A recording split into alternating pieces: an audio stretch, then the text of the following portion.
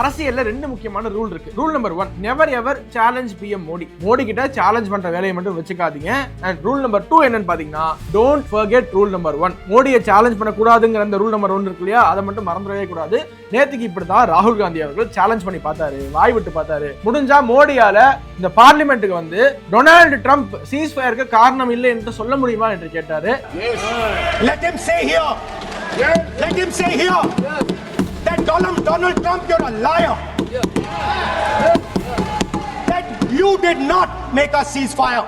அதே மாதிரி மோடியும் வந்தாரு பார்லிமெண்ட்ல. டொனால்டு ட்ரம்ப் மட்டும் கிடையாது, உலகத்துல எந்த சக்தியும் இந்தியா பாகிஸ்தான் இடையில சீஸ்ஃபயர் அக்ரிமெண்ட்டுக்கு காரணம் இல்லை என்று சொன்னவுடன் ஒட்டுமொத்த பாராளுமன்ற உறுப்பினர்களும் போட்ட ஒரு கோஷத்துல லிட்டரலி பார்லிமெண்டே அதிர்ச்சி என்று தான் சொல்ல வேண்டும். दुनिया के किसी भी नेता ने भारत के ऑपरेशन रोकने के लिए नहीं कहा.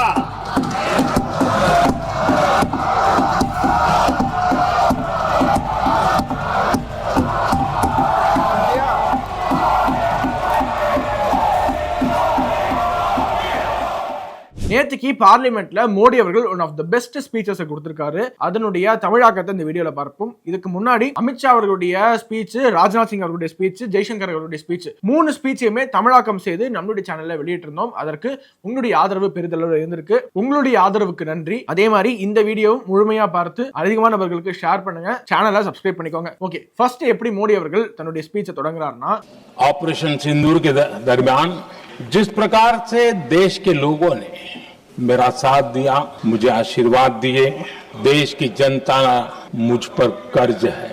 मैं देशवासियों का आभार व्यक्त करता हूं. मैं देशवासियों का अभिनंदन करता हूं.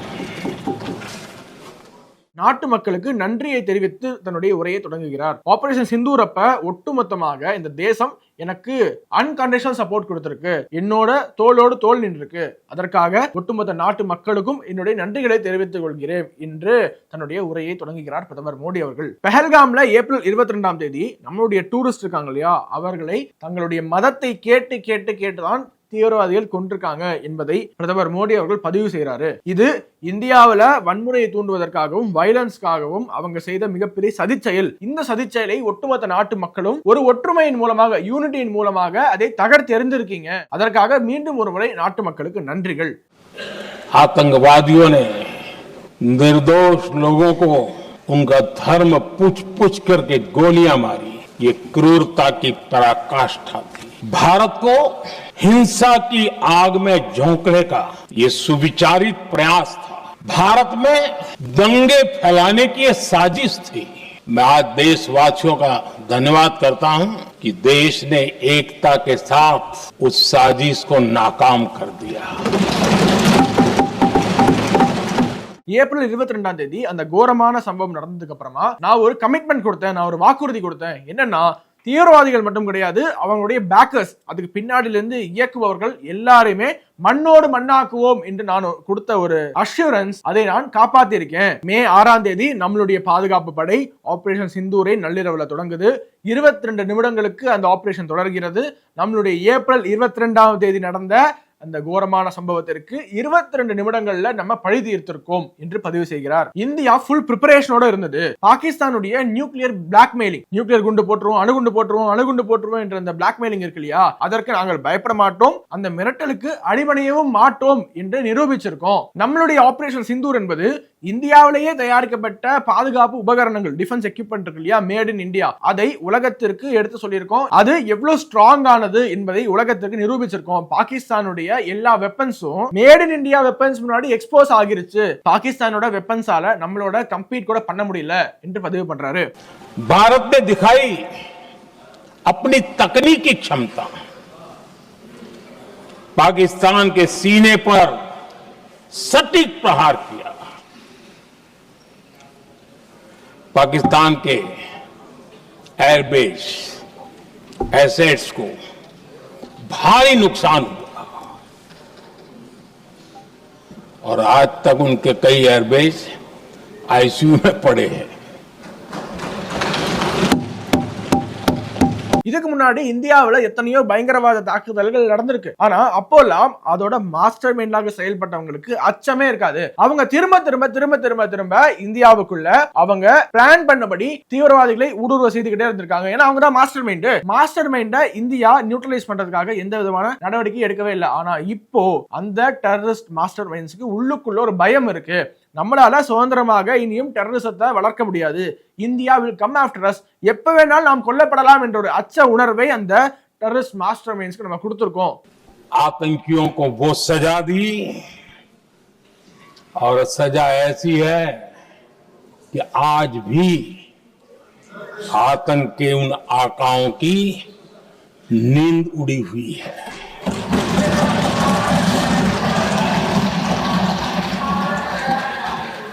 இதுதான் நியூ நார்மல். இந்த நியூ இந்தியா என்னன்னு கேக்குறீங்க இல்லையா?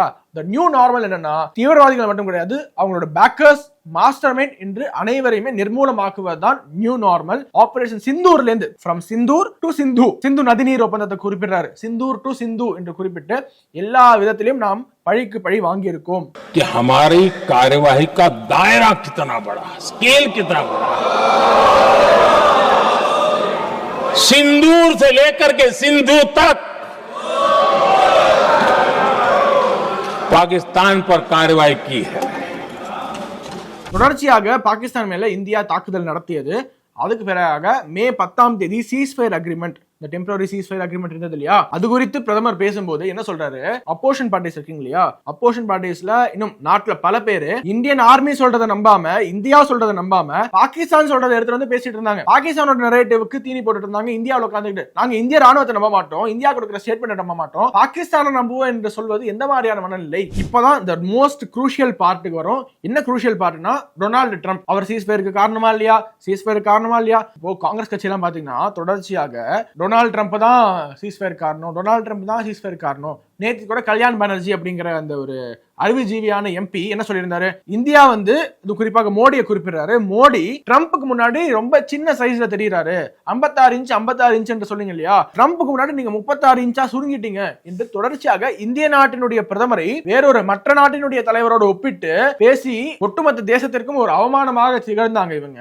அவங்க எல்லாருக்கும் ஒரே பதில் தான், உலகத்தின் எந்த ஒரு சக்தியும் எந்த ஒரு தலைவனும் இந்தியா பாகிஸ்தான் இடையில சீஸ்ஃபயர் அக்ரிமெண்ட்டுக்கு காரணம் கிடையாது. This is purely India's decision.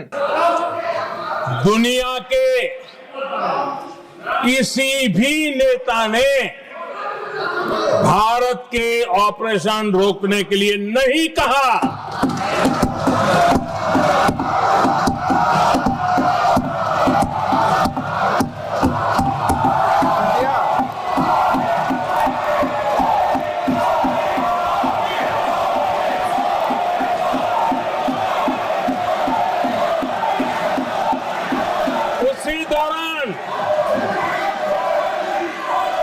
அதோட இன்னொன்னு குறிப்பிடுறாரு, முக்கியமான நிகழ்வு, நல்லா கூர்ந்து கவனிங்க. 9 மே 9 அமெரிக்காவுடைய வைஸ் பிரசிடென்ட் ஜேடி வான்ஸ் இருக்கார் இல்லையா, அவர் மோடிக்கு கால் பண்ணியிருக்காரு. அவர் மோடி கால் பண்ணும்போது மோடி அவர்கள் நம்மளுடைய இந்தியன் ஆர்மியோட டிஸ்கஷன்ஸ்ல அந்த பிரீஃபிங்ஸ்ல எல்லாம் பிஸியா இருந்துட்டாரு. அவரால் அப்ப போன் எடுக்க முடியல. திரும்பி கால் பேக் பண்ணியிருக்காரு மோடி அவர்கள். கால் பேக் பண்ணி என்ன சொல்லுங்க, நீங்க கூப்பிட்டு அப்படின்னு கேட்டதற்கு பாகிஸ்தான் ஒரு மிகப்பெரிய தாக்குதலை திட்டமிட்டு இருக்காங்க என்று வார்ன் பண்றாரு ஜேடி வான்ஸ். அதற்கு பிரதமர் மோடி கொடுத்த ரிப்ளை தான், அப்படி பாகிஸ்தானோட இன்டென்ஷன் இந்தியா மேல பெரிய தாக்குதலை செய்வதாக இருந்தால் அதற்கான பலனை பாகிஸ்தான் அனுபவிக்கும், பன்மடங்கு அதிகமான தாக்குதலை நாங்கள் செய்வோம். அவர் ஹிந்தியில ஒரு சூப்பரான டயலாக் ஒன்று சொல்றாரு, கோலி கா ஜவாப் கோலி சே தேங்கே. அவங்க புல்லட்டால பேசணும்னு நினைச்சாங்கன்னா நாங்களும் புல்லட்டாலே ஆன்சர் பண்ணுவோம், எங்களுக்கு ஒரு பிரச்சனையும் கிடையாது என்று ஜேடி வான்ஸ் கிட்ட மோடி சொல்லியிருக்காரு.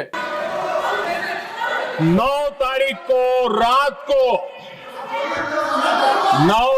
को रात को अमेरिका के उपराष्ट्रपति जी ने मुझसे बात करने का प्रयास किया. वो घंटे भर कोशिश कर रहे थे, लेकिन मेरी सेना के साथ मीटिंग चल रही थी, तो मैंने उनका फोन उठा नहीं पाया. बाद में मैंने उनको कॉल बैक किया. मैंने कहा कि आपका फोन था, 3-4 बार आपका फोन आ गया, क्या है? तो अमेरिका के उपराष्ट्रपति जी ने मुझे फोन पे बताया कि पाकिस्तान बहुत बड़ा हमला करने वाला है, ये उन्होंने मुझे बताया. जवाब था। जिनको समझ नहीं आता है उनको तो नहीं आएगा।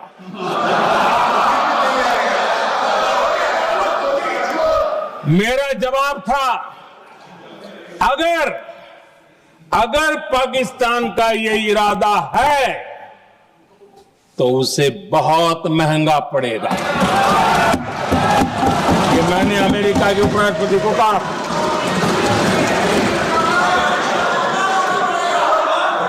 अगर पाकिस्तान हमला करेगा तो हम बड़ा हमला कर करके जवाब देंगे। ये मेरा जवाब था। और आगे मेरा एक वाक्य था, मैंने कहा था हम गोली का जवाब गोले से देंगे। மே 9ஆம் தேதி மே 10ஆம் தேதி என்று 2 நாட்களுமே பாத்தீங்கன்னா பாகிஸ்தான் தன்னுடைய கனவிலும் எதிர்பார்க்காத அளவு ஒரு அட்டாக்கை இந்தியா கிட்ட இருந்து சந்திச்சது. அதோட விளைவு பாகிஸ்தான் மண்டியிட்டது. இப்போ பாகிஸ்தான் உணர்ந்திருக்கும், நாம இனிமே அதாவது இந்தியா கிட்ட வாழாட்டோம்னா முன்பை காட்டிலும் அதிகமான ஒரு போர்ஸோட இந்தியா ரீஇட்டாலியேட் பண்ணும், திருப்பி கொடுப்பாங்க. அதனால நான் இந்த அவையின் வாயிலாக இந்த நாட்டிற்கு ஒன்றை அழுத்தம் திருத்தமாக கூற வேண்டும் என்று நினைக்கிறேன். பாகிஸ்தானும் சேர்ந்து கேட்டுக்கோங்க. ஆபரேஷன் சிந்தூர் இப்போது தற்காலிகமாக தான் நிறுத்தி வைக்கப்பட்டிருக்கு. மீண்டும் நீங்கள் வாழாட்டினால் ஆபரேஷன் சிந்தூர் இதை விட போர்ஸாக कंटिन्यू आगुम என்பதை தெரிவித்துக் கொள்கிறேன் என்று பிரதமர் மோடி பார்லிமெண்ட்ல சூளுரைச்சிருக்காரு. पाकिस्तान भी भली भांति जान गया है कि भारत का हर जवाब पहले से ज्यादा तगड़ा होता है।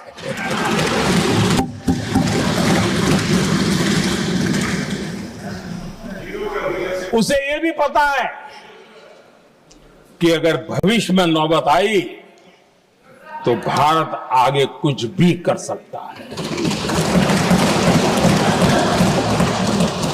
और इसलिए मैं फिर से लोकतंत्र के इस मंदिर में दोहराना चाहता हूं,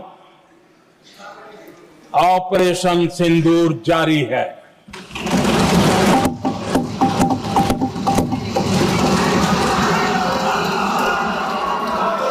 இந்த இடத்துல தான் ஆத்ம நிர்பர் பாரத் குறித்து மோடி அவர்கள் பேசுறாரு. எப்படி செல்ஃப் ரிலையன்டாக சுயசார்பாக இந்தியா மாறிக்கிட்டு இருக்கு. இந்தியாவிலேயே தயாரிக்கப்பட்ட பாதுகாப்பு உபகரணங்கள் இன்னும் பல்வேறு துறைகள்ல இந்தியா தற்சார்பாக மாறிக்கிட்டு இருக்கு. ஆனா காங்கிரஸ் பார்ட்டி பாத்தீங்கன்னா இது எதையுமே நம்பாம they are relying on Pakistan என்று அபிஷியலாக பிரதமர் மோடி அவர்கள் இவ்வளவு ஓப்பனாக இந்தியாவுடைய எதிர்க்கட்சியை puppet of Pakistan, mouthpiece of Pakistan என்று குறிப்பிட்டிருக்காருன்னா this is something really big என்று தான் சொல்ல வேண்டும். ஏனென்றால் நான் பேசுவது என்பது வேறு, நாட்டினுடைய பிரதமர் பேசுவது என்பது வேறு. அவர் என்ன சொல்றாரு, நீங்க இருக்கக்கூடிய இஷ்யூஸ்லாம் காங்கிரஸ் பார்ட்டி பிக் பண்ணக்கூடிய இஷ்யூஸ்லாம் they are imported from Pakistan, பாகிஸ்தான்ல இருந்து இம்போர்ட் பண்ணி நீங்க பேசிக்கிட்டு இருக்கீங்க என்ற ஒரு பகிரங்கமான குற்றச்சாட்டை காங்கிரஸ் பார்ட்டி நோக்கி வைக்கிறாரு. भारत आत्मनिर्भर बनता जा रहा है,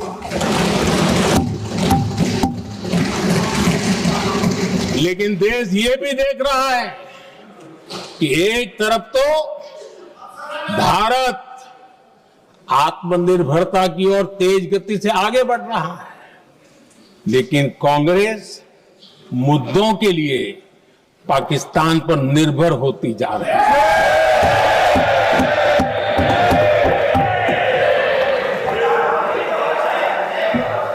मैं आज पूरा दिन देख रहा था, जो 16 घंटे से जो चर्चा चल रही है, दुर्भाग्य से प्लीज बैठिए, सब जवाब दे दिया आपका, आप सुनते नहीं, सबका जवाब दे दिया, प्लीज। दुर्भाग्य से सुनिए जवाब। कांग्रेस को पाकिस्तान के मुद्दे इंपोर्ट करने पड़ रहे हैं।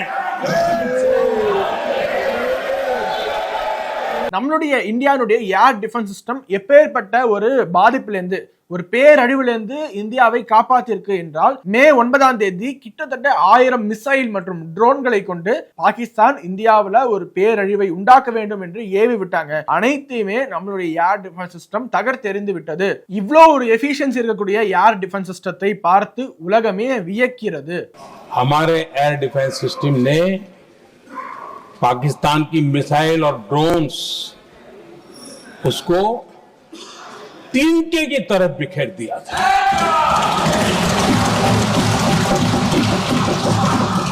आदरणीय अध्यक्ष जी, मैं एक आंकड़ा आज बताना चाहता हूं, पूरा देश गर्व से भर जाएगा। कुछ लोगों का क्या होगा मैं नहीं जानता। पूरा देश गर्व से भर जाएगा। 9 मई को पाकिस्तान ने करीब 1000 मिसाइलों और आर्म्ड ड्रोन्स के भारत पर बहुत बड़ा हमला करने की कोशिश की। 1000 ये मिसाइलें भारत के किसी भी हिस्से पर गिरती तो वहां भयंकर तबाही मचती, लेकिन 1000 मिसाइल्स और ड्रोन्स को भारत ने आसमान में ही चूर चूर कर दिया।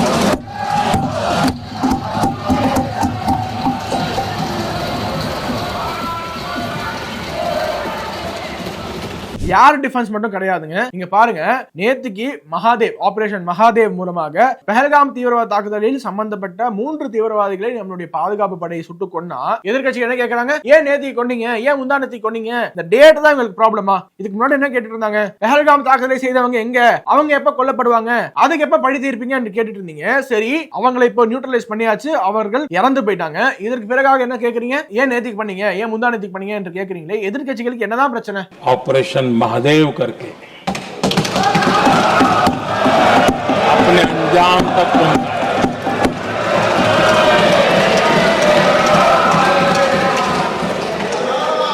लेकिन मैं हैरान हूं, यहां ठहाके लगा के पूछा गया कि आखिर ये कल ही क्यों हुआ।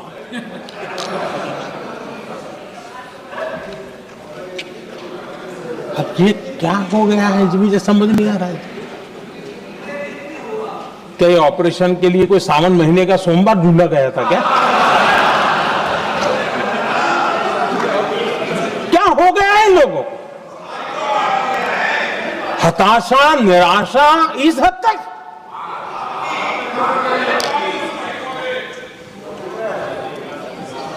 और देखिए मजा, पिछले कई सप्ताह से हाँ ऑपरेशन सिंधु वगैरह तो ठीक है, पहलगाम के आतंकियों का क्या हुआ, पहलगाम के आतंकियों का अब हुआ तो कल क्यों हुआ।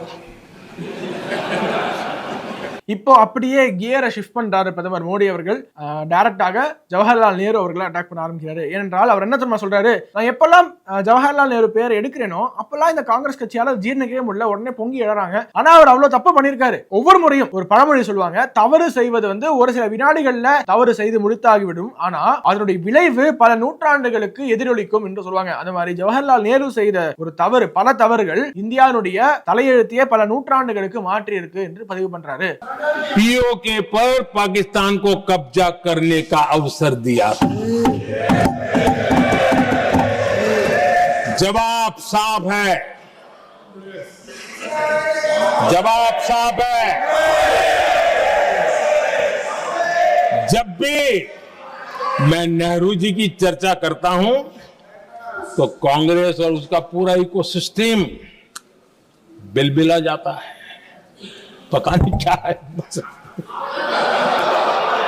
आदरणीय अध्यक्ष जी, हम एक शेर सुना करते थे, मुझे ज्यादा इसका ज्ञान तो नहीं है लेकिन सुनते थे।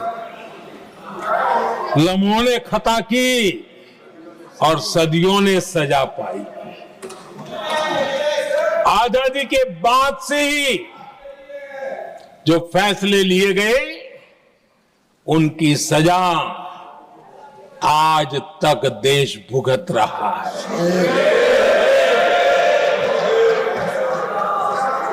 यहां बार बार एक बात का जिक्र हुआ और मैं फिर से करना चाहूंगा। अक्साई चीन की उस पूरे क्षेत्र को बंजर जमीन करार दिया गया,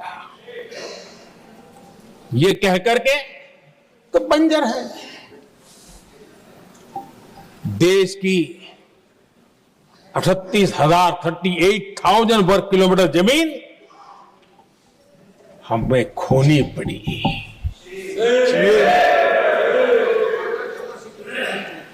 आदरणीय अध्यक्ष जी, मैं जानता हूं मेरी कुछ बातें चुभने वाली है, 1962 और 1963 के बीच कांग्रेस के नेता जम्मू कश्मीर के पूंछ, उरी, नीलम वैली और किशनगंगा को छोड़ देने का प्रस्ताव रख रहे थे। भारत की भूमि, आदरणीय अध्यक्ष जी, और वो भी लाइन ऑफ पीस के नाम पर किया जा रहा था। 1966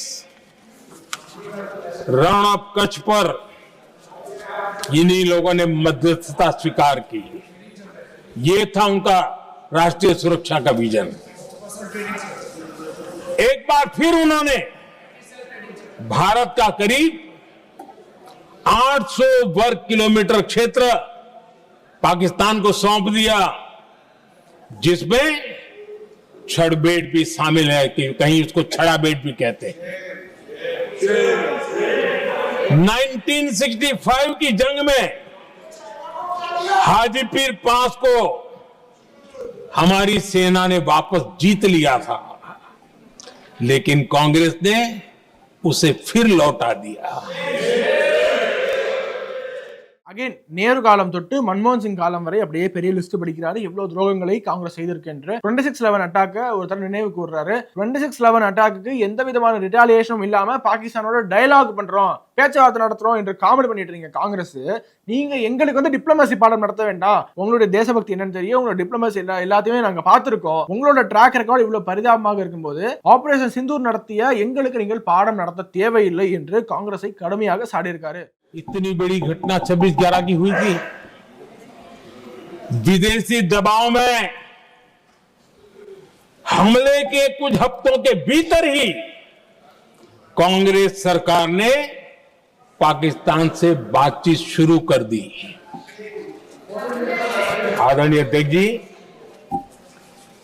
कांग्रेस सरकार ने 26/11 की इतनी बड़ी घटना के बाद भी एक भी डिप्लोमेट को भारत से बाहर निकालने की हिम्मत नहीं की।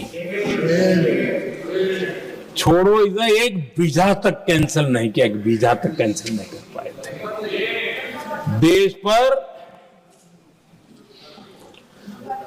पाकिस्तानी स्पॉन्सर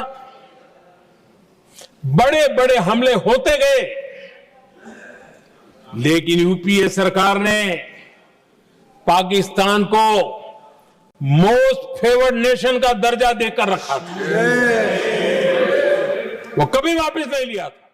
இத்தனை ஆண்டு காலமாக இண்டஸ் வாட்டர் ட்ரீட்டி, சிந்து நதிநீர் ஒப்பந்தம் இந்தியாவுக்கு ஒரு மிகப்பெரிய துரோகத்தை இழைத்த நேரு காலம்ல இருந்து இப்ப வரைக்கும் பாத்தீங்கன்னா பல்வேறு தாக்குதலை ப்ராக்சி வார்ஸ் டைரக்டாகவும் பாகிஸ்தான் பாத்தீங்கன்னா இந்தியா மேல நடத்தியிருக்காங்க. ஆனா இவ்வளவு நடந்த பிறகும் இண்டஸ் வாட்டர் ட்ரீட்டி அப்படியே வச்சிருந்தாங்க காங்கிரஸ். அதை நாங்கள் வந்துதான் இப்போ அபயன்ஸ் வச்சிருக்கோம், கேப்டன் அபயன்ஸ் என்று சொல்லுவாங்க, நிறுத்தி வச்சிருக்கோம் என்று பதிவு பண்றாரு. நான் எங்களுடைய கவர்மெண்ட் ஒரு policy, blood and water cannot flow together. ஒன்னு அந்த நதியில தண்ணி ஓடணும், இல்ல ரத்தம் ஓடணும். பாகிஸ்தானுடைய எத்தனையோ பேர் இந்தியர்களுடைய ரத்தம் ஓடுன்னு பதிவு பண்ணாங்க, நீங்களே பார்த்திருப்பீங்க. நம்மளுடைய இந்திய மக்களை கொன்று குவிப்பாங்க, அதனால ஒன்னு ரத்தம் ஓடணும் இல்ல தண்ணி ஓடணும். இதுதான் மோடி கவர்மெண்டோட பாலிசி என்று குறிப்பிட்டிருக்காரு. सिंधु जल समझौता सीधा सीधा भारत की अस्मिता और भारत के स्वाभिमान के साथ किया गया बहुत बड़ा धोखा था।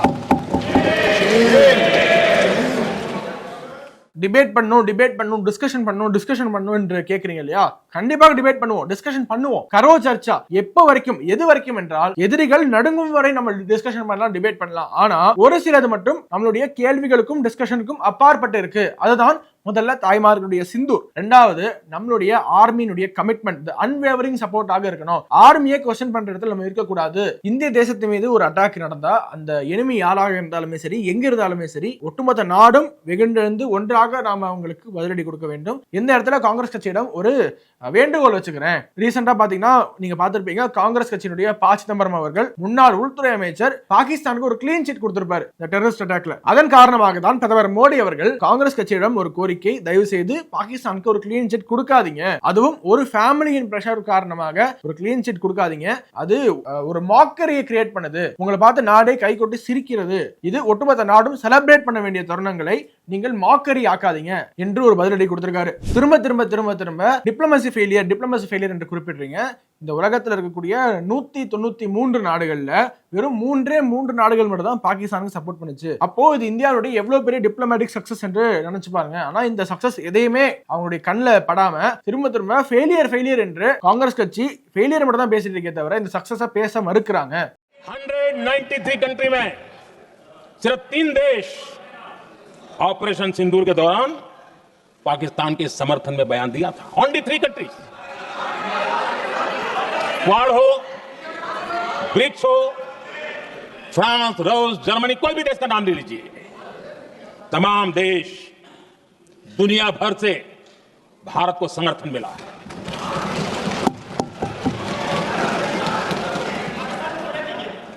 आदरणीय अध्यक्ष जी, दुनिया का समर्थन तो मिला, दुनिया के देशों का समर्थन मिला, माननीय, लेकिन ये दुर्भाग्य है कि मेरे देश के वीरों के पराक्रम को कांग्रेस का समर्थन नहीं. பிரதமருடைய நீண்ட நெடிய உரையை கிட்டத்தட்ட 1 மணி நேரத்துக்கு மேல பேசியிருக்காரு. அதனுடைய சுருக்கத்தை தான் உங்களுக்கு கொடுத்திருக்கேன். அதிகமான பேருக்கு ஷேர் பண்ணுங்க. உங்களுக்கு போன 2 வீடியோல கொடுத்த ஆதரவு மாதிரியும் இந்த வீடியோக்கு நீங்க கொடுப்பீங்க என்று நம்புறோம். இதுக்கப்புறம் நிறைய நடந்துகிட்டே இருக்கு. பார்லிமெண்ட்ல வாத பிரதிவாதங்கள் நடந்துகிட்டே இருக்கு. அதை அடுத்தடுத்து வரக்கூடிய காணொலிகள்ல தொடர்ந்து பார்ப்போம். ஆபரேஷன் சிந்தூர் இந்தியாவுடைய ஒரு பெருமை. உலக வரலாற்று எழுதப்பட்டால் ஆபரேஷன் சிந்தூரினுடைய அந்த வரலாறு பொன் எழுத்துக்களால பொறிக்கப்படும். ஒரு military might. India what they are capable of, what we are capable of என்பதை உலகத்திற்கு உணர்த்திய ஒரு தருணம் இது. எதிர்க்கட்சிகள் தொடர்ந்து மோடி பேசணும் என்று கேட்டீங்க இல்லையா? மோடி பேச ஆரம்பிச்ச உடனே உடனடியாக ஒட்டுமொத்த எதிர்க்கட்சிகளும் கப்சி போயிட்டாங்க. பார்லிமெண்ட்ல ஒருத்தர் மூஞ்சில கூட ஆடல, அப்படியே கப்சிப்னு கேட்கறாங்க. ஏனென்றால் மோடி பேசுவது அனைத்தும் உண்மை, ஆன் ரெக்கார்ட் என்ன நடந்ததோ அது அப்படியே சொன்ன உடனே எதிர்க்கட்சிகளுடைய ஒட்டுமொத்த வெப்பன்ஸையும் இவர் டெஸ்ட்ராய் பண்றாரு. So we are so proud of our PM and our armed forces என்று சொல்லி விடைபெறுகிறோம். மீண்டும் அடுத்த நிகழ்ச்சியில் உங்களை சந்திக்கிறேன். வணக்கம். வந்தே மாதரம்.